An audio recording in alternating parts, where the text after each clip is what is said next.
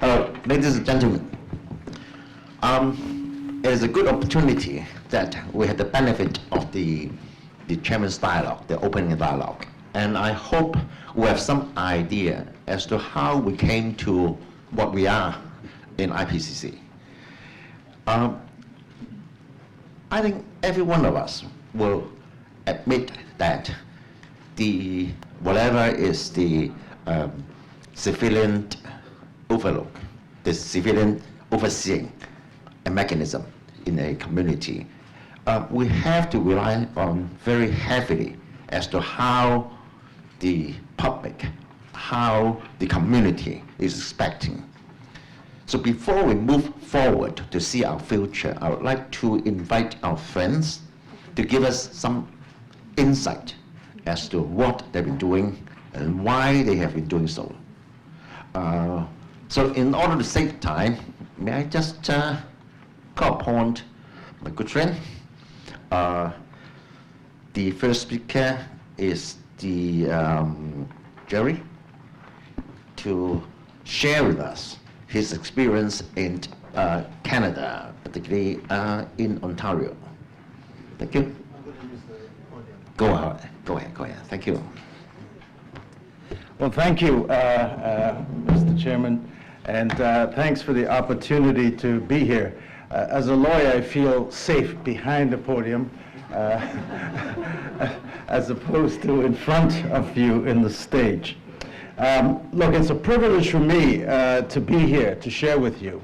Now I am presently back in private practice, but for 12 years I set up and created and established an organization very much like IPCC, was called, listen to this, OIPRD.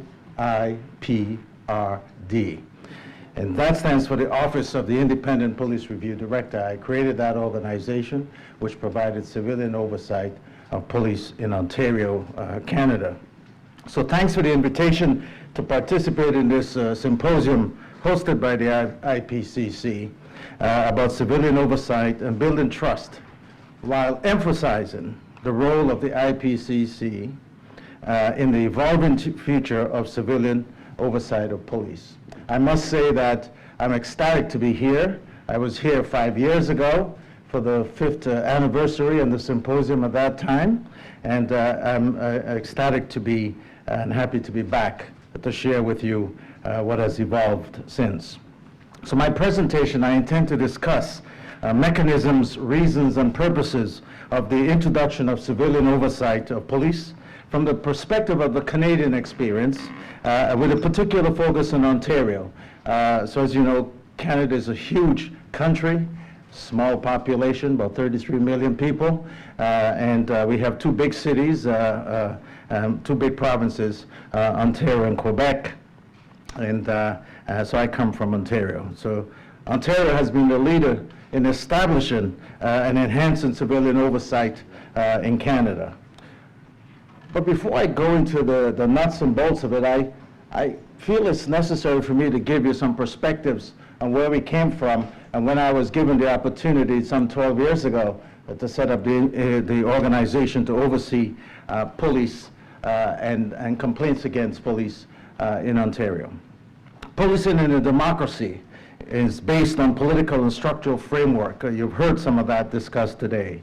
This framework is based upon the government being responsible to create and oversee the police officers should be representative of the communities they serve and the communities that they live in.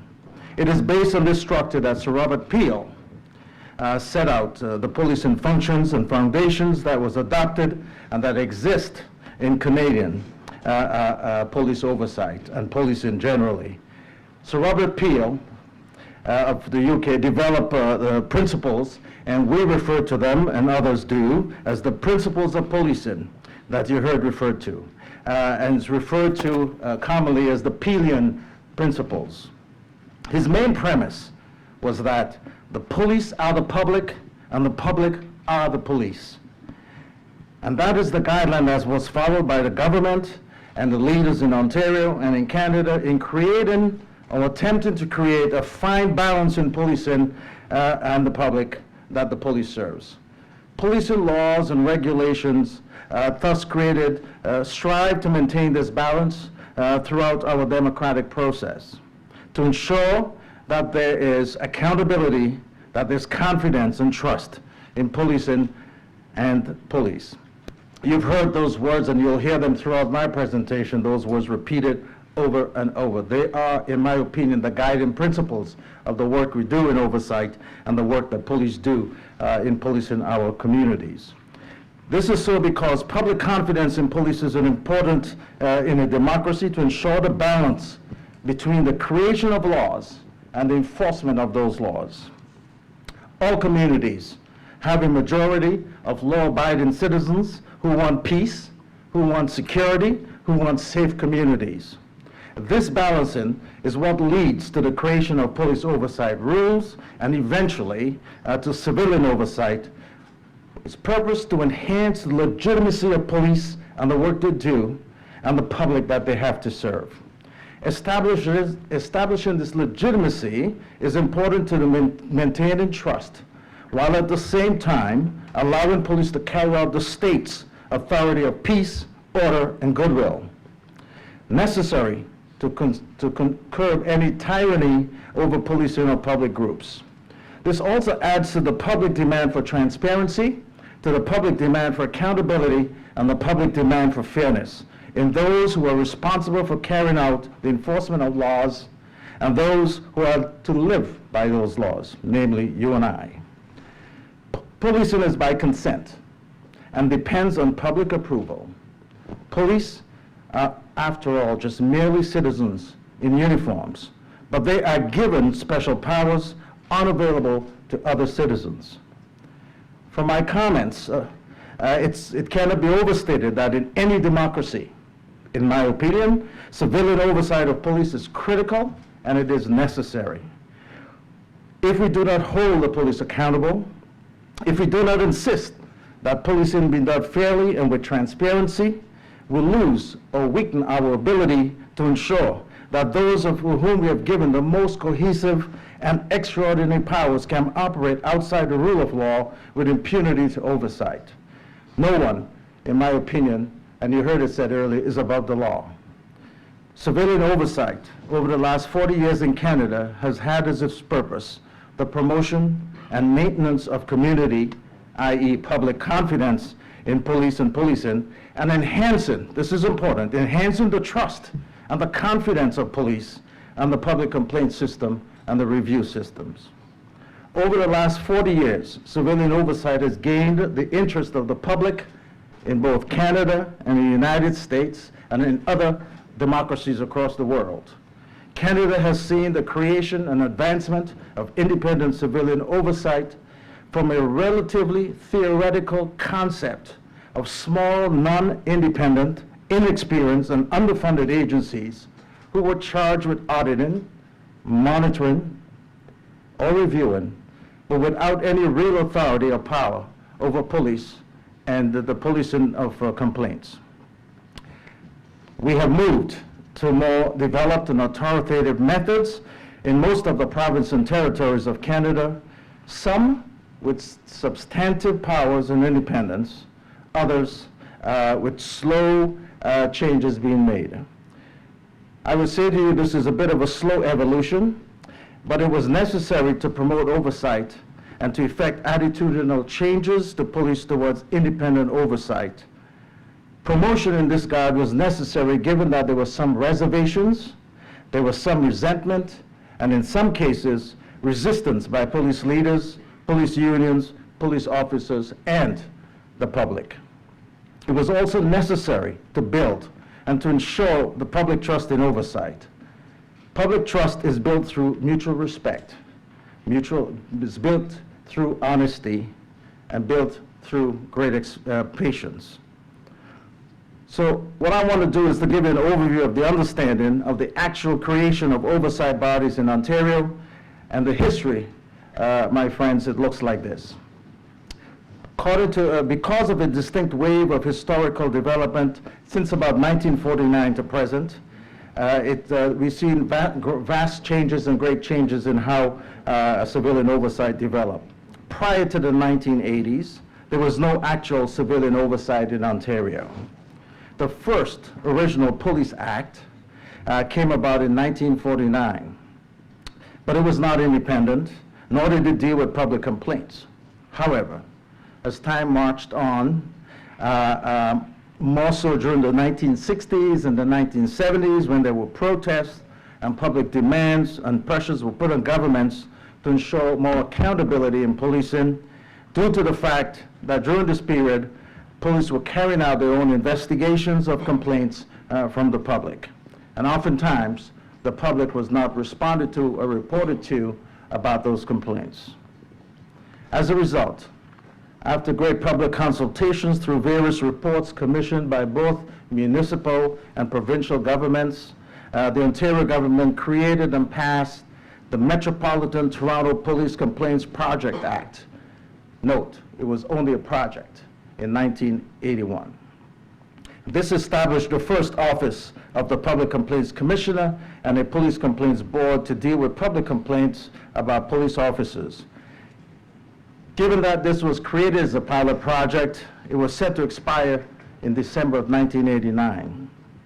But public sentiment grew and concerns grew. This act was then continued by the then government and entrenched into law, and was called the Metropolitan Toronto Police Force Complaints Act 1989. And it was maintained, and it maintained the Public Commissioner's office as a permanent agency. Moving on, as a result of further unfavorable demands and incidents between police and the public and additional reviews, a new police act was created in 1990, titled the Police Services Act 1990. This new act included mandates to create a special investigation unit. This unit was charged with investigating police shootings, serious incidents, and assaults, and a public complaints unit to deal with public complaints of a conduct nature. Thus, in my opinion, civilian oversight was really then truly born in Ontario and in Canada. This act remained in force until 1997, when the then government reviewed it and made changes, thereby implementing a new act titled the Police Services Amendment Act 1997, replaced Part 4 of that act, which related to civilian oversight, with a new section, Part 5, and it replaced the office of the Commissioner, which created a new office. Then a new government. And I emphasize the changes on purpose because, as you see with successive governments, we had changes, different views, different perspectives were coming into play. Then a new government in 2004 retained Justice Lesage to review the existing police complaint system. His review recommended a police complaint system in Ontario that should be administered by an independent civilian body.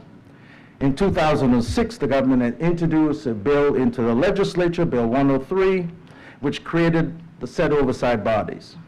That legislation passed in 2007. It was titled the Independent Police Review Act 2007, and came into force on October 19th, 2009, quite similar to IPCC creation and birth. I was responsible for creating, establishing, and implementing this new legislation. The new act created my position, the Independent Police Review Director.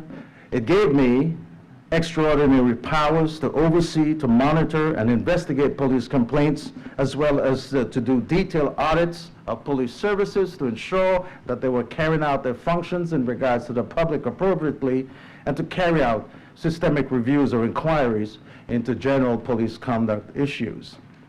In this regard, I have completed reviews of the policing of the right to protest, which came out of the G20 protest in Toronto in 2010. I reviewed the Ontario Provincial Police, so we have a provincial police force, casting the net into the creation and to the collection of DNA canvassing from indigent workers in the fields, the plantation fields. I did a report on the police interaction with people in crisis and the use of force.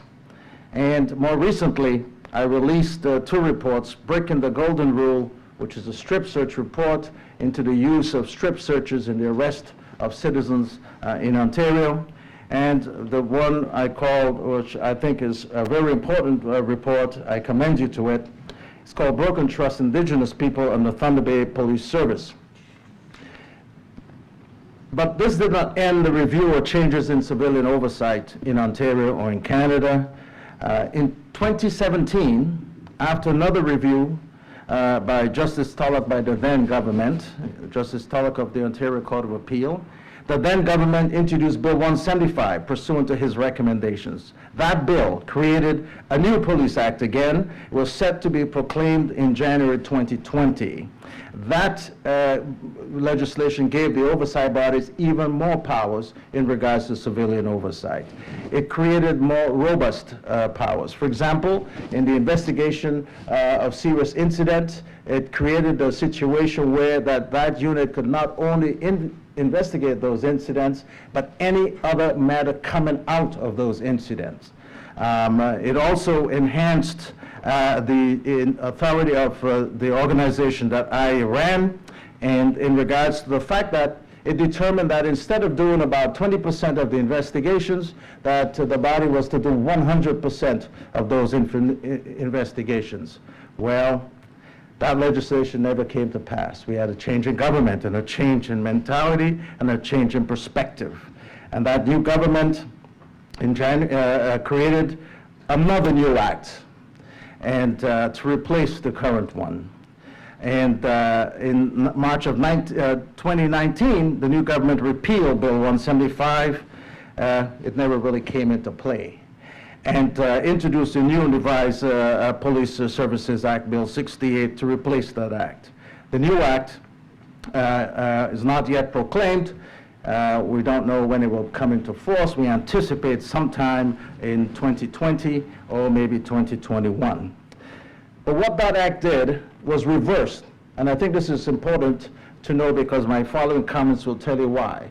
It reversed some of the authorities and some of the roles given in the last 15 years to civilian oversight in Ontario. So in my opinion, it's retrospective. It's going backwards in regards to the authorities and the role of civilian oversight, even though it maintains some independence, even though it agrees that there needs to be a working relationship between the civilian oversight bodies and police.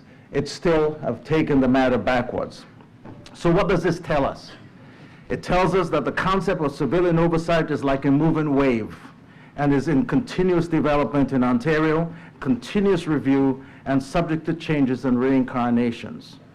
It tells us that to maintain true accountability, true confidence, true trust, checks and balances in society, in police and in policing, that we have to be vigilant to remain true to the principles espoused by Sir Robert Peel, that the people are the police and the police are the people.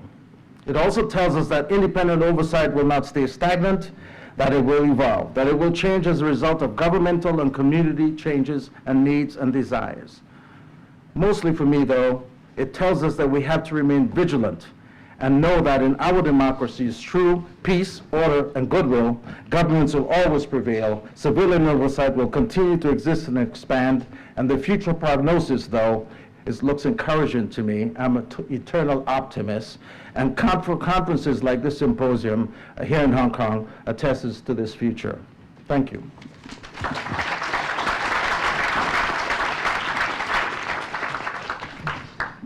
Thank you, Jerry.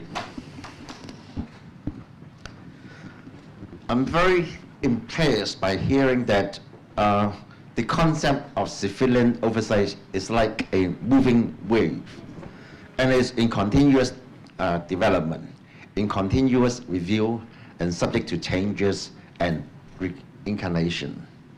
Well, from Jerry's experience with us, or what he just told us, in Ontario, is the system changing too fast? So fast that certain act got enacted, but before it came into effect, it got repealed. So is there any magic in it? Perhaps later on in our point discussion, we can look further into it. We need to change, but in what pace do we expect it to change? How effective it will be in this civilian oversight of law enforcement, which will directly have impact on the impression of this organization.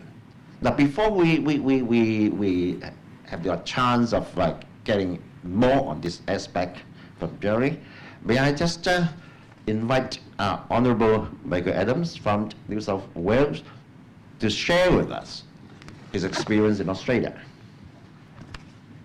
Michael, please.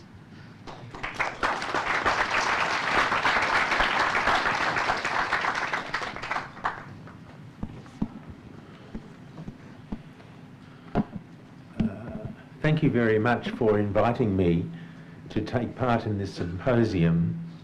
I have already had many useful and interesting exchanges, not only with the members of the IPCC, who have been very candid and forthcoming in their giving of information, but also with my colleagues from other countries. I prepared a paper for the purposes of this symposium because of its essential purpose, which I called The Changing Face of Corruption, How Corruption and Serious Misconduct in the New South Wales Police has Changed. That paper is available to you from the IPCC if you wish to read it. It's far too long for me to read, and I wish to simply highlight some particular points. Of course, we are all the results of accidents of history. My organisation has essentially the powers, and this the lawyers in this room will understand, of a standing royal commission. That is to say, we have powers to investigate, we have powers to require witnesses to give evidence, we have power to punish them if they don't give evidence or if they don't tell the truth.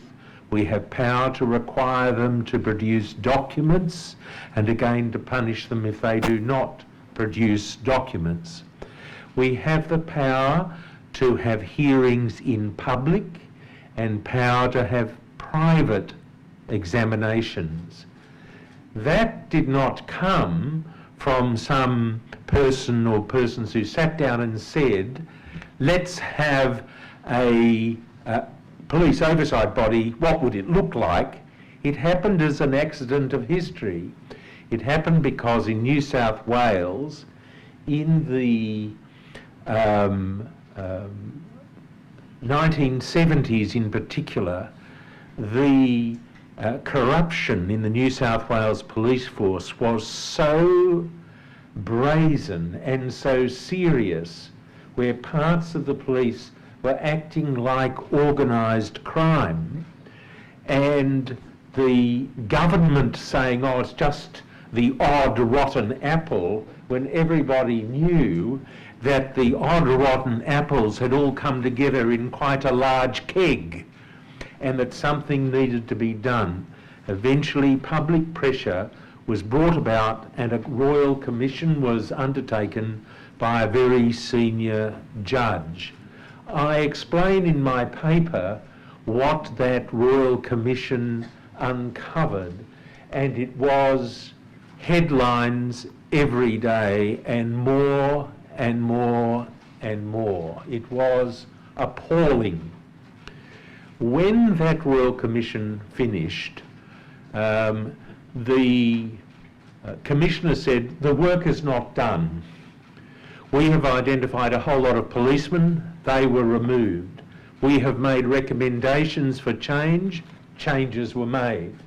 But it is still necessary to continue this work with a statutory standing Royal Commission. and such an organisation was then set up. Again, not because people started and looked back and said, well, what do we want? It was because the First Royal Commission was very effective. We saw that it was effective, and accordingly we continued it because we hoped it would continue to be effective. Now, that organisation had some problems, which I refer to in my paper, with public acceptance, but mainly with police acceptance. The police union did not like their members coming up to be cross-examined by a barrister about their conduct being looked at by a judge who was not going to be quite so sympathetic as their superintendent. And there was a campaign, a political campaign, mounted against that organisation, and unfortunately early in the organisation's history they made a few mistakes. They were, objectively speaking, relatively minor mistakes, but of course they were blown up into major complaints, and eventually it was necessary to scrap that organisation and create a new one with essentially the same powers, although somewhat widened, and that is the organisation of which I have the honour to be the Chief Commissioner. Can I say something about, I discussed this process in the paper, and aside from mentioning it now, I don't propose to go into detail. Naturally, I'm somewhat biased, but I think it's an interesting story. Now, I'll deal with some of the things that we do and how we do it, but I want to take up a theme which has been discussed already yesterday and today, and this is the theme of public confidence. Now, my view of the matter is, I think it's widely shared, public confidence is not very good. It does not get it's not rewarded by the production of an annual report. If you're lucky, you'll get an interested journalist who might quote a paragraph. But members of the public out there are not going to read the annual report. They're not even going to read press releases with much interest, because rightly they think press releases are released by people who want to persuade them in a few paragraphs of things that require evidence. What I think the public needs to have in order to have confidence, and this is a controversial proposal which I state with all humility, because I understand this is not the Hong Kong view of the way in which such an organisation should proceed, is you in the end, the only way of securing public support and competence is by public hearings, where the public can see the police officers in the witness box being questioned about their conduct. They don't have to be bullied, they don't have to be attacked. I will give you an example of where it can have very positive outcomes. But with public streaming and so on, the public can see, first of all, there is an independent interlocutor who is asking questions. Hey, I would like to ask that question. Why did you do this? Why did you go there? Why did you say that? Why did you help your friend? Why did you stay silent in the face of illegality? Those questions asked in public, and the public can see, yes, there is an independent inquisitor. There is a process by which we can assess for ourselves whether, in this particular case, the police have acted well or not well. Let me tell you that the police in my jurisdiction, and I suspect this is true around the world, completely oppose such a project. Because they say, and there is truth in this, that this isolates and identifies particular police. It's difficult anyway to live in the community as a police officer. Your face is on television, your face is on the internet. You are subject then to pressures from the community. This is unfair. We had a case which raised this kind of controversy, which was the first public hearing my organisation held. It occurred in a small town called Byron Bay in the north of New South Wales. It's a holiday place. Thousands and thousands of tourists go there for summer, and it's a famous surfing beach. Of course, there's a whole lot of young people, so there's a whole lot of skylarking, drunkenness, drug taking, all those things which you would expect. Usually fairly harmless, but sometimes not so harmless. You had a lot of people who went to live there to get out of the city. They tended to be liberal in their social attitudes, and by and large not in favour of the police. That was the social picture of this place. A young visitor, 16-year-old, was found naked and obviously intoxicated, very seriously intoxicated and ranting, and a group of police went not to arrest him but to take him to hospital. Anyway, it took 4 police to do this, and one of those police in particular, although we only found this out later that it only involved one, bashed him very seriously, breaking a rib, causing extensive physical injuries. As it happened, a man who was a tourist in a nearby apartment building photographed all this, videoed it on his telephone, and sent that to a television station, which about 3 or 4 weeks later published this very moving, very upsetting image of these police attacking this naked 16-year-old kid. We decided, because this was already in the public arena, we had to have a public hearing. If we had a private hearing, no one in this community would accept the outcome because they wouldn't trust it. And the police commissioner, I had discussions with the police commissioner, he said, look, it's unfair, it's a small community, these police will inevitably become identified, they've got to live there with their families, with their children, their kids go to the local school, they're going to be, all completely reasonable objections.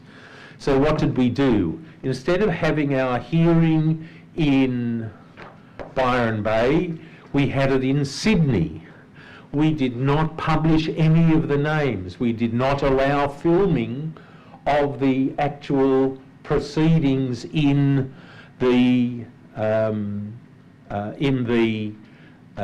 hearing. What we allowed was members of the public, including several activists from Byron Bay who had said the Law Enforcement Conduct Commission is just another arm of the police, an arm of the government, they're going to cover it up, they don't want to have a public hearing. So we invited them down to our hearing, and we examined in public these police officers, keeping their identities secret and not permitting any pictures of their faces to be published, and we published a report. Even before we published the report, the activists went back to the Municipal Council and said, we got it wrong.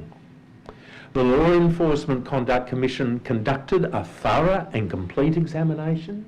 They were very fair to the police.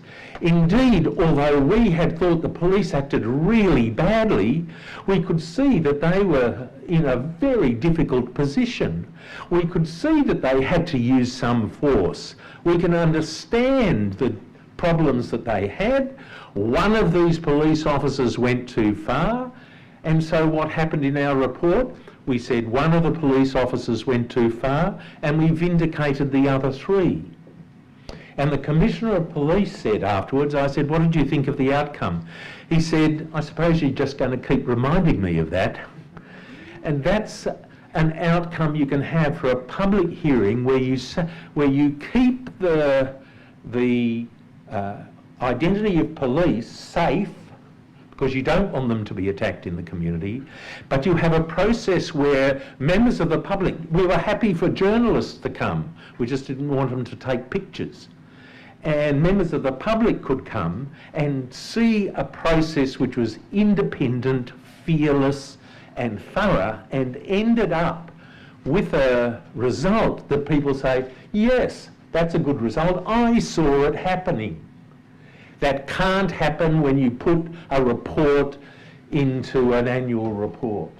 That I would urge on you seriously to consider this kind of process. Of course, we have many investigations and we have public hearings only in 2 or 3.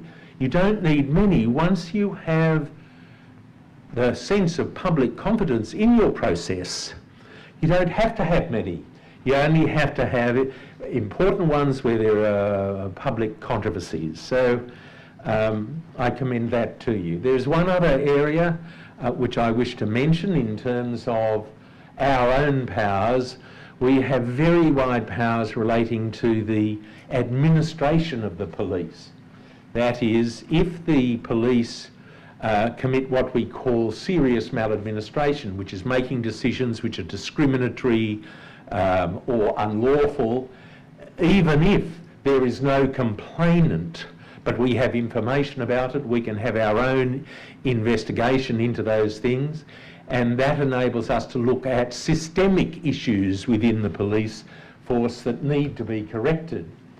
In the 3 substantial matters that we're inquiring into, I refer to them in my paper, on each occasion we have had very substantial support from the senior officers of police who themselves want to see systemic improvement in their organisations. So it's a power which they couldn't instigate, because we can get officers along and put them in the witness box and require them to tell us the truth about what is happening. And that is very difficult within a hierarchy, as you will understand. Let me just finish with this point, and that is, we have to be very careful of statistics. Bernard Shaw, I think, said there are statistics, there are bad statistics, and there are lie statistics, and statistics can lie to you. Let us take, for example, the statistic. We have the same statistics, I might say. So this is a general, this is not about your own statisticians. The reduction in crime. Where do police get their information about crime? They get their information about crime by people who complain of being robbed or being defrauded or being beaten up. Many people do not make those complaints. We know this. And why do they not make these complaints? There are a whole lot of reasons. They're afraid of the criminals, for a start, because they might have to give evidence and be witnesses. They are afraid of the communities in which they live. And it may be that they don't trust the police to investigate the complaints. That's why we take very seriously allegations, and we do get a surprising number, by members of the public who complain that the police have not investigated their allegations of criminality. So when you see a statistic which says crime is going down, you need to ask yourself how true, how reliable is that statistic. There was a great reformist theologian in the 17th century called Calvin, and he wrote many interesting books, but in one of them he said that there is the continuous and indefatigable wickedness of man. We will always have criminals. They will never get better. In a society which is continuously being fractured, and I say this now as an old man looking back over a change of my lifetime, where things which in my early life would have been unthinkable are now done every day, where people, where social, family and community ties are loosened. What is an inevitable result? An inevitable result is an increase in crime and unlawfulness. We are not in a position where we can say things are getting better. When you stand back and have a look at the picture, historically, I assure you, they are not getting better. So what do we need? We need better policing. We need better oversight. We need to continuously balance ourselves and match ourselves to the challenges that this future has, because you can be optimistic. There's very good reasons for remaining cautious. Thank you very much. Thank you, Michael. Thank you. I noticed that the clock is ticking, so I have to call upon our next guest, Judge Colin Doherty from New Zealand, to share his experience with us.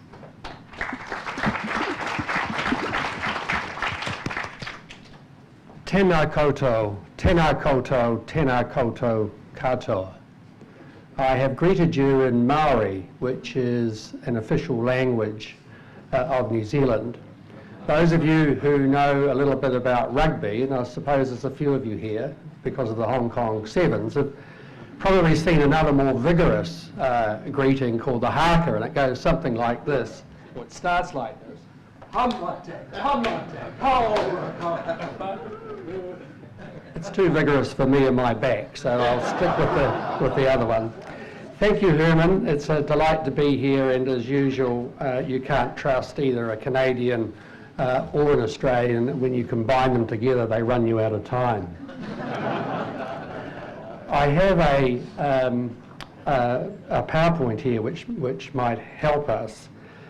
I was very interested in the theme of the symposium and impressed by the structure of it and the looking back to gain insights and share experiences for going forward. And I thought that what I might do is concentrate on an aspect of the New Zealand oversight system which you don't have, and that is independent investigation. And just in case you don't have an accident of history cropping up like happened in New South Wales, I thought it would be helpful to perhaps remind ourselves of some of the fundamentals. And here are 8 questions that I've distilled, which the answers to which might well inform what a regulatory body might look like. And I'm sure similar questions would be asked or have been asked when your organisation, the IPCC, was set up. I can't answer for Hong Kong, but I can give you the answers for New Zealand. First one is, what should the scope be? How wide should this body be able to look? And you have looked at a particular section of police conduct, and I know you have ICAC who look at perhaps the higher end of it. We have the total scope, from shooting cases down to bad language cases. And can I say that those bad language cases are just as important as the ones at the other end, because that's where the interface is with the majority of the public with police. Should you have investigative powers? Well, we do. I'll come back to that. Should you have powers to direct police and to prosecute yourselves? Because some bodies, like the UK body, do have that power. We don't. We can't either direct or to prosecute. What should the relationship be between your organisation, or the one you're going to set up, and police standards or police conduct?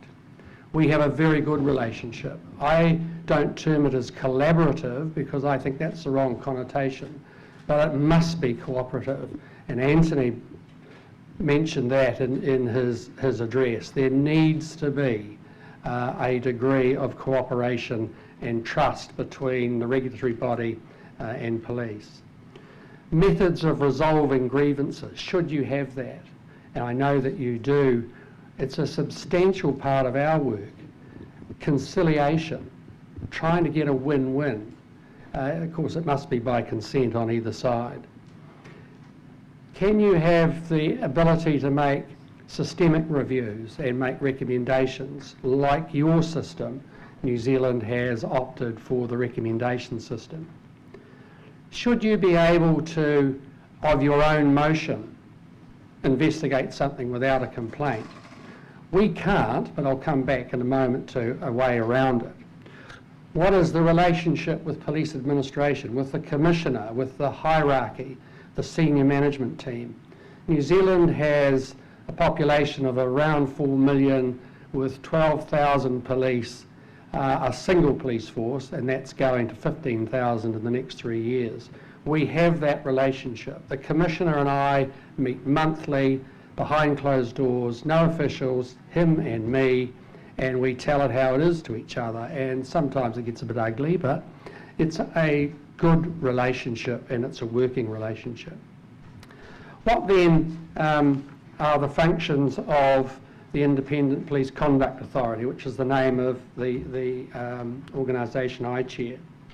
Well, those first two come out of our Act. We have an equivalent of your ordinance, Independent Police Conduct Authority Act. It was set up in 1988 and there have been a number of reviews.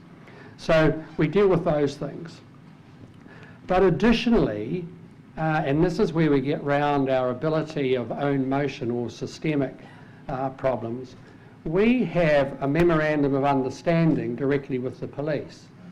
It's a detailed document, and what it does is agree that where police find things where they think there is a reputational risk to them, they will refer them to us as though they were a complaint.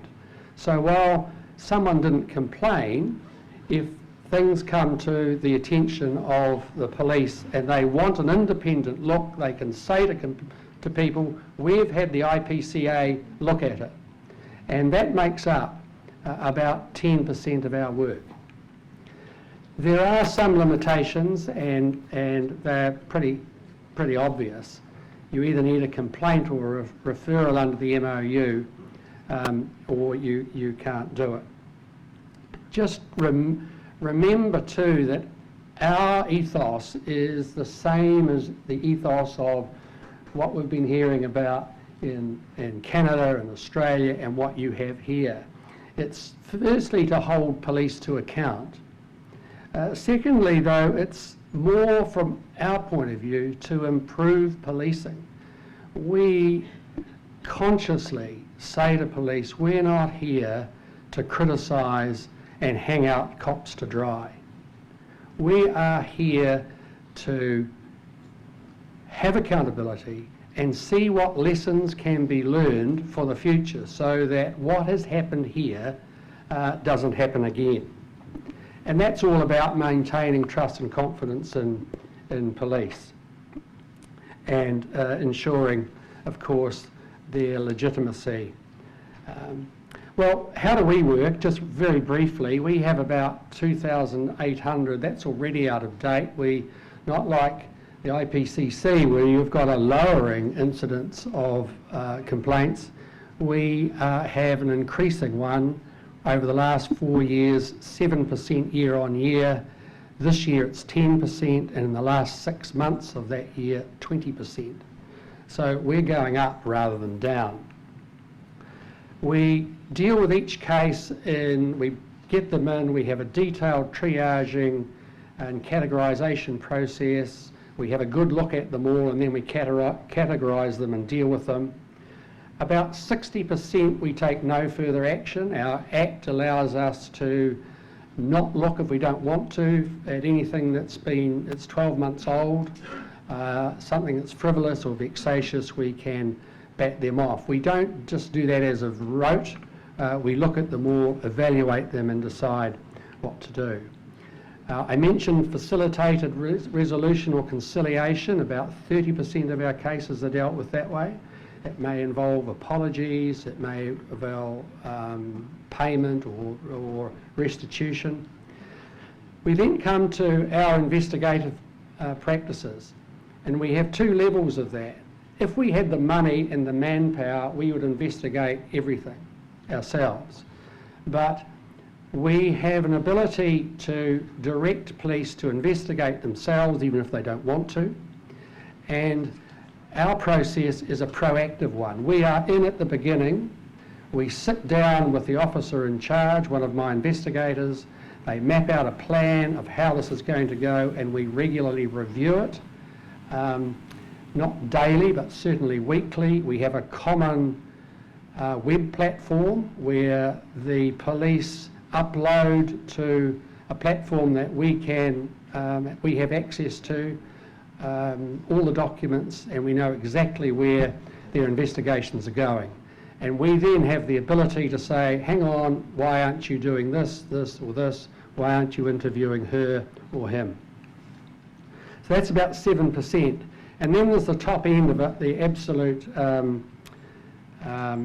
independent investigation. The proactive review then, I've just mentioned most of this. Again, like the IPCC, at the end of the investigation, it's handed to us for a complete review. But of course, we know a lot about it because we've been in all through it. We agree or we don't, and we can recommend alternatives. For example, if police say we don't intend to prosecute, we can recommend that there be a prosecution. We can't direct them, but we can recommend. Well, the main thing I wanted to talk about was the independent investigation. Following a report of the Royal Commission, which is probably arose out of something of an accident of history, there was a Royal Commission in 2007 into police conduct, and it recommended that we move from the proactive review process into being able to conduct our own investigations. So we've had an independent investigation power for 12 years now. So usually this is at higher end stuff, criminal and or gross misconduct or serious misconduct. Police will usually be interviewing and investigating themselves. We have arrangements with them where we observe their interviews, even interviews under caution, we observe, and then our investigators go in because we might have other questions we want to ask. Again, like many other systems, what we hear is secret.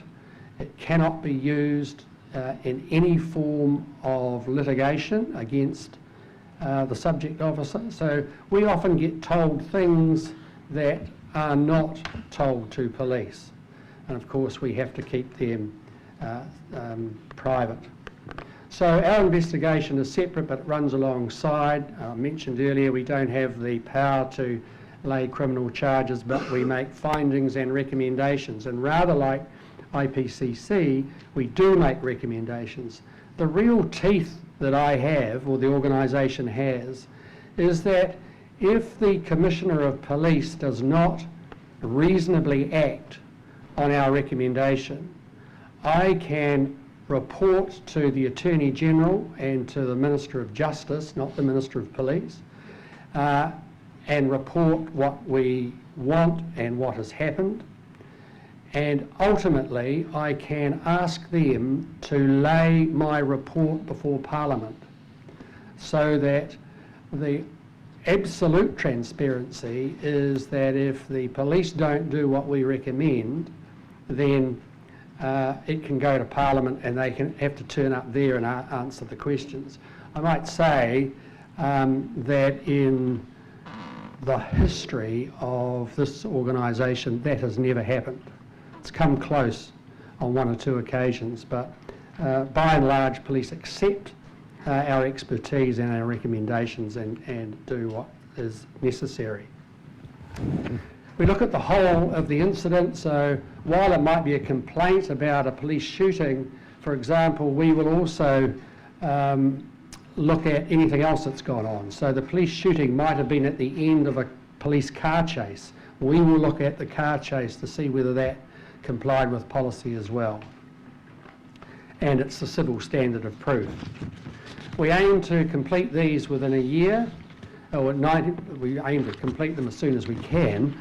but our KPIs or SPEs, 90% in 12 months and all of them within 2 years. What's the process? Rather like the New South Wales example, we actually have the power of a commission, so we can have hearings. My predecessors did have hearings. I have opted at this stage not to. The threat of a hearing generally gets you what you want. We have wide powers for the production of witnesses, of documents, etc. And effectively, we can regulate our own procedure, but most of them are done by a similar investigative process that police use, police interviews, assessing of documentation and other evidence. What is, I always say when I go speaking to organisations like Rotary or whoever, it's part of the job, the most important word we have is independence, and I've heard it time and time again, and I endorse what's been said.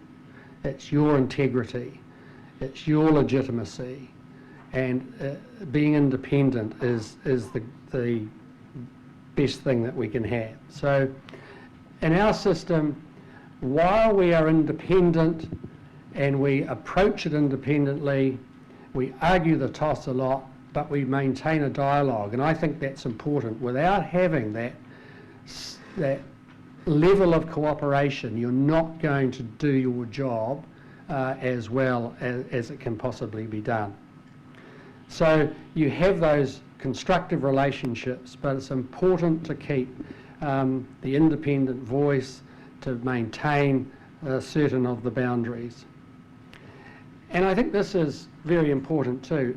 These things are police's problems. They're not the IPCC's problems. They're their problems to deal with. And if they don't, it remains and will continue to remain a problem for the rest of society. Well, part of being what we are is also being seen to be what we are, and others have spoken about that. We publish all our reports, our investigation reports, the main ones, the independent ones. And this too is about trust and confidence. We also publish summaries of the other work that we do. And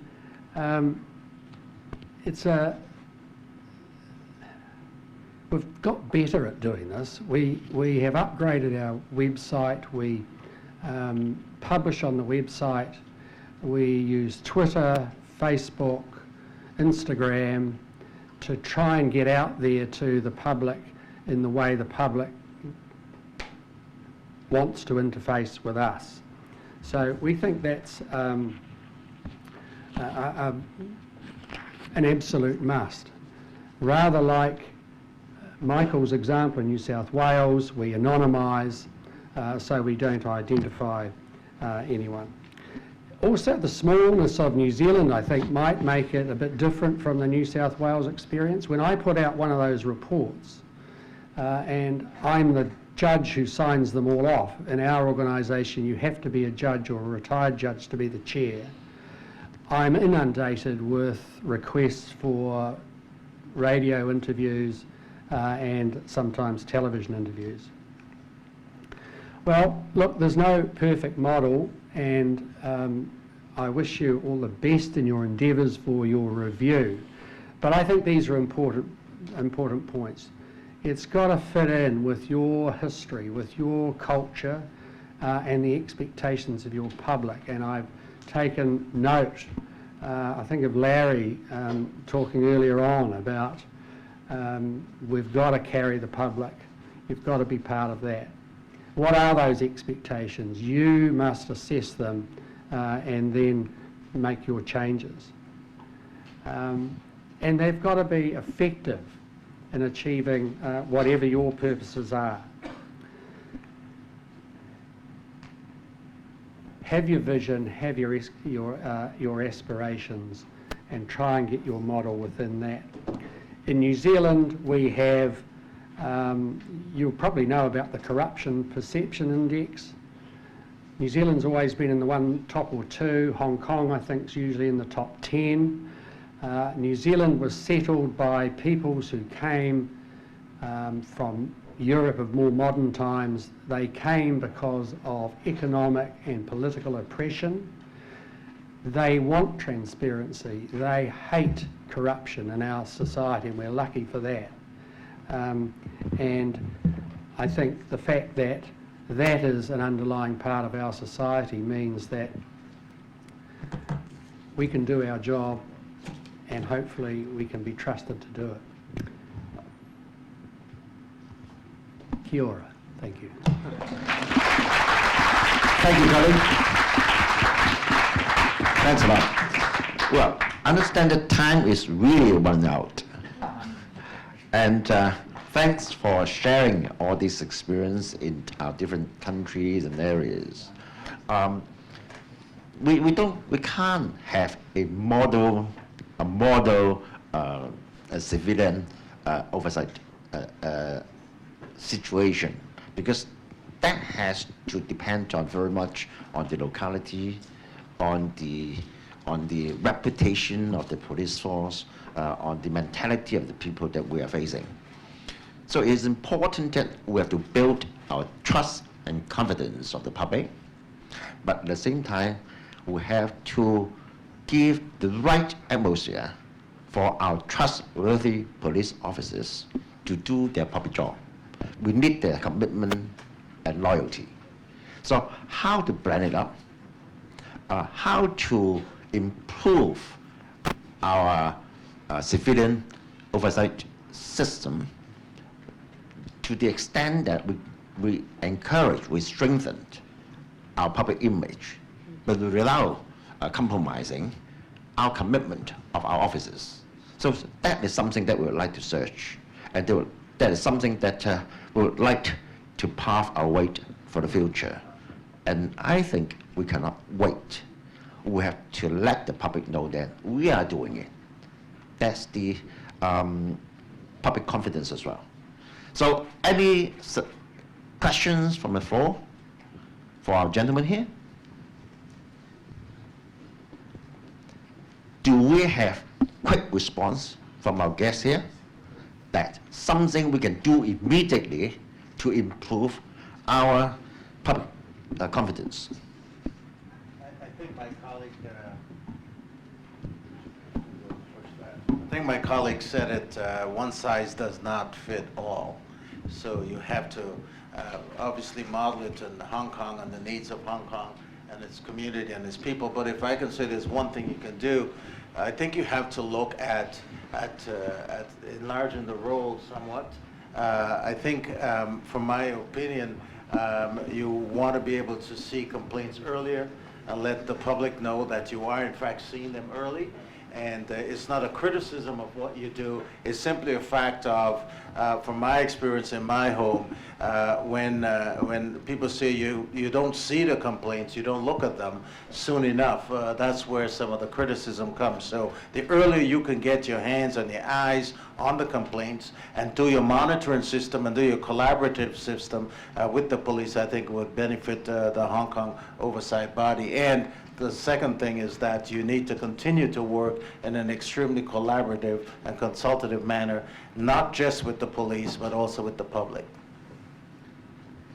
From my point of view, I highlighted there at the end, I think that one of the reasons for our increase in complaints and referrals from police is that the public knows more about what we do. The last I've been in this job about 2 years, and one of the things that I have been heavy on is the use of social media and getting what we do before the public. And I suspect now that many more people are looking and say, wow, actually when you complain, something happens. And I think that's important to ensure that the public knows they can go somewhere and get a response. Michael, anything to add? Just a little. Firstly, I think it's really important to, when you have a complaint and you're satisfied it's not correct, that the officer is vindicated. So they know that you are not only there to find fault, but you're there to find when they do the right thing, and they need to be encouraged. I think that's extremely important as part of the process. We have found an increasing number of our complaints come from internal, from police officers themselves. There's a legal duty, by the way, for police officers to report misconduct, but this is when the days were when everybody supported each other against the outsiders. Now police officers are themselves seeing misconduct and reporting it to us. They only do that if they think their colleagues are going to get a fair go, and that has to be transparent as well, I think. Thanks a lot. I think we don't really have more time. Thanks a lot for our dear friends from overseas. Let's then take a call. Thank you, and please remain on the stage. Now may we invite our chairman, Dr. Neil, to present souvenirs to our speakers.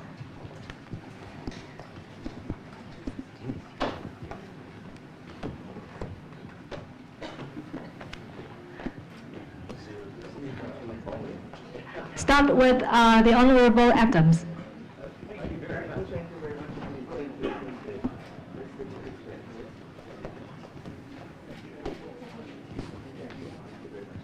And also Judge Doherty.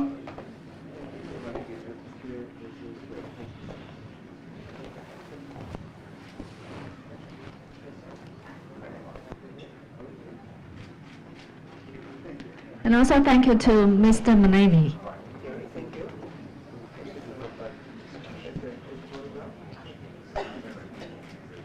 Let's take a group picture together.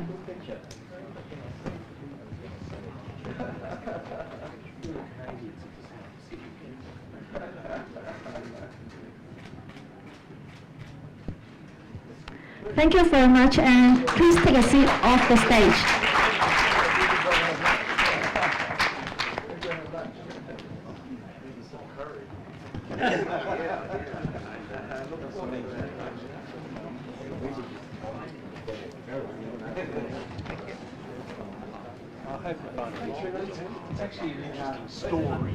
This is the end of our morning session. We'll now take a lunch break. Restaurant location and luncheon coupon are available in your program kit. Please enjoy a relaxing lunch in the campus. The afternoon session will start at 2:30 p.m.